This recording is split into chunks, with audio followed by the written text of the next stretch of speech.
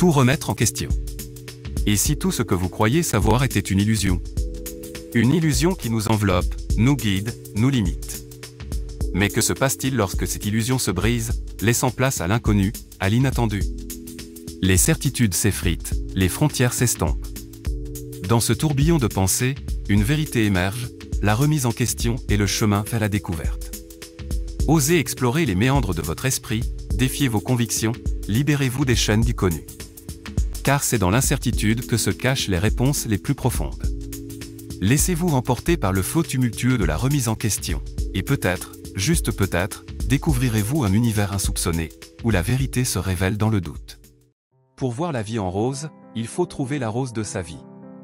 Cette citation, dans sa simplicité poétique, nous invite à réfléchir sur ce qui donne sang et couleur à notre existence. La métaphore de la rose évoque la beauté, la douceur, la délicatesse, mais aussi la fragilité et l'éphémère. Trouver la rose de sa vie, c'est donc découvrir ce qui, pour nous, incarne ses qualités, ce qui illumine notre quotidien et nous remplit de joie et d'émerveillement. Cela peut être une passion, une vocation, qui nous fait vibrer et nous donne le sentiment de nous accomplir. Cela peut être un être cher, un amour, une amitié, qui nous apporte tendresse, soutien, complicité. Cela peut être un lieu, un paysage, une atmosphère, dans lesquels nous nous sentons en harmonie, apaisés, inspirés. Mais cette quête de la rose de sa vie implique aussi une part d'effort, de persévérance.